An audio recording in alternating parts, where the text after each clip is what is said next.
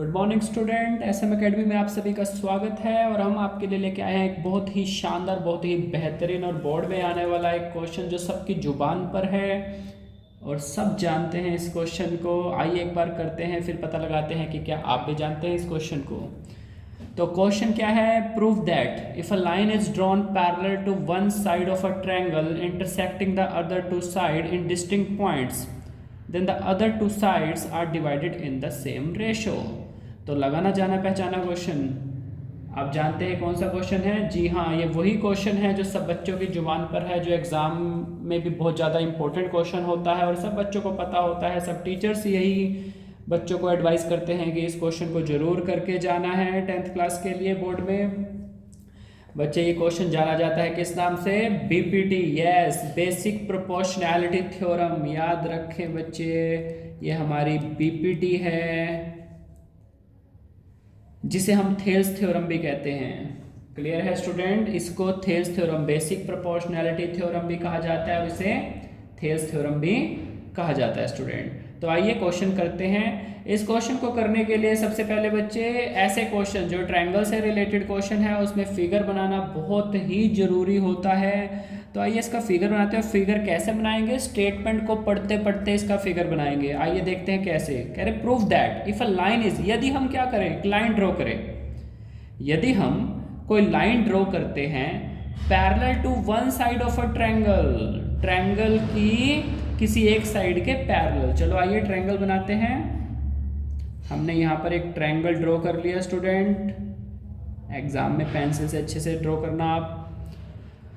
अगर हम कोई लाइन ड्रॉ करते हैं, ये ट्रायंगल हमने मान लिया ए बी सी, और हम बी सी लाइन के पैरेलल एक लाइन ड्रॉ करते हैं।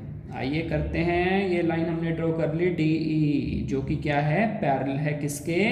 साइड बी सी के। क्लियर है स्टूडेंट?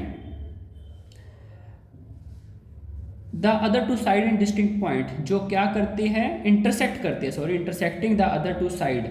दो अन्य जो साइड्स हैं उसको दो अलग अलग पॉइंट पे क्या करती है? इंटरसेक्ट करती है। हमने यहाँ पे ड्रॉ करती है, ये पॉइंट हो गया डी, ये पॉइंट हो गया E. Then the other two side are divided in the same ratio. तो ये जो दो साइड्स हैं ये सेम रेशो पे डिवाइड होगी, ये हमको प्रूफ करना है। क्लियर है? तो आइए सबसे पहले हम क्वेश्चन में हमने फिगर तो ड्रॉ कर लिया है। अब हमको पता है ऐसे क्वेश्चंस का क्या पैटर्न रहता है कि सबसे पहले हम लिख लेंगे गिवन क्या है। यहाँ पे हमें क्या गिवन है? हमें यहाँ पे इन्होंने बताया था कि हम कोई लाइन पैरेलल ड्रॉ कर लेते हैं। तो चलो यही हमारा हो गया given point, D E parallel to B C. Clear? To prove that, हमको यहाँ पर प्रूफ क्या करना है?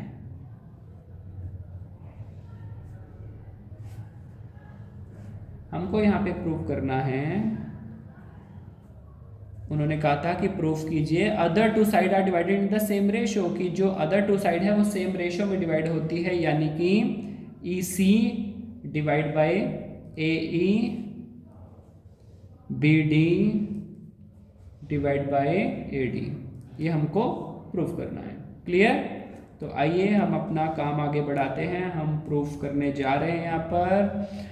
तो स्टूडेंट सबसे पहले, अब ये लाइन पैरेलल है, ईडी पैरेलल है बीसी के। क्लियर? तो ये जो हमारा एंगल है, this angle will be equal to this angle.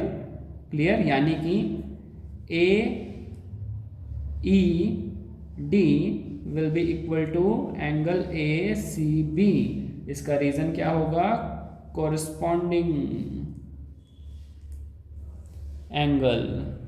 ये क्या है स्टूडेंट? ये हमारे हैं कोरस्पॉन्डिंग एंगल। क्लियर? इसके बाद स्टूडेंट ऐसे ही हम इसको भी इक्वल कह सकते हैं, A D E equals to angle A B C. Clear है स्टूडेंट? तो हमारा ये एंगल भी क्या हो गया? इक्वल हो गया। Reason same, corresponding angle. ये हमारा क्या है? कोरस्पॉन्डिंग एंगल है। उसके बाद स्टूडेंट एंगल, अब हम आगे क्या लेंगे? E A D. Yes, angle E A D is equal to angle, किसके इक्वल हो जाएगा? ये ये हो जाएगा हमारे पास EAD। क्लियर? या आप ऐसा कर लीजिए, इसको CAB ले लेते हैं, CAB, angle A equals to angle A। Clear है? तो ये हमारे पास क्या आ गया, कॉमन। क्लियर है? तो अब हमारे पास क्या हुआ यहां पर, ट्रायंगल AED सिमिलर शो हो गया। दिस इंप्लाइज दैट, ये जो साइन होता है इसको क्या कहते हैं, दिस इंप्लाइज दैट। इन सब बातों से हमें क्या पता चला कि ये ट्रायंगल क्या है, सिमिलर है ट्रायंगल ACB के। क्राइटेरिया कौन सा है, एंगल एंगल एंगल क्राइटेरिया के अकॉर्डिंग वो सिमिलैरिटी की कंडीशन लग गई। Now this implies that AC by AE equals to AB by AD। लेकिन अब स्टूडेंट आपने यहाँ पर एक चीज़ नोटिस की, हमको क्या शो करना था, हमको शो करना था EC divide by AE equals to BD divide by AD, ये हमको शो करना था। लेकिन हमने क्या यहाँ पर किया है शो, AC, हमने कंप्लीट साइड ले लिया है, AC बाय AE हमारे पास आया है। क्लियर? लेकिन हमने प्रूफ तो कुछ और करना है। तो आइए हम क्या करते हैं, लास्ट स्टेप। यहाँ पे बच्चे काफ़ी कंफ्यूज हो जाते हैं, बच्चों को समझ नहीं आती कि इसके बाद स्टेप को कैसे परफॉर्म करेंगे। तो आइए देखते हैं स्टूडेंट, जो हमारा AC है, हम AC को कैसे लिख सकते हैं, हम AC को लिख सकते हैं AE plus EC। Clear? Divide में AE को हम ऐसे ही रहने देंगे। ऐसे ही AB को हम क्या लिख सकते हैं, इस साइड को AD plus DB divide by AD को हम ऐसे ही रहने देंगे। क्लियर? अब स्टूडेंट ये AE है, ये दोनों के इधर जा सकता है, AE divide by AE plus EC divide by AE equals to, ऐसे ही AD को भी हम इन दोनों के साथ लेकर जा सकते हैं अलग अलग से। AD, AE से AE कैंसिल, यहाँ पे 1 आ जाएगा, AD से AD कैंसिल, यहाँ पर भी 1 आ जाएगा, इस 1 से ये 1 कैंसिल हो जाएगा। तो हमारे पास क्या रह जाएगा, EC by AE equals to DB by AD। यही हमको क्या करना था स्टूडेंट, प्रूफ करना था। ये हमारी BPT थ्योरम का प्रूफ है स्टूडेंट। क्लियर? तो इस तरीके से हम इस क्वेश्चन को कर सकते हैं। इन क्वेश्चंस को करने के लिए सबसे पहले एक तो गिवन, ये बिल्कुल स्टैंडर्ड वे में आपको करना है काम, हमको क्या प्रूफ करना है आपको वो मेंशन करना है, फिर उसके बाद आपका जो प्रोसीजर है वो आपको आगे मूव करना है। तो ये हमारे पास था BPT थ्योरम का प्रूफ। क्लियर है स्टूडेंट? Thank you.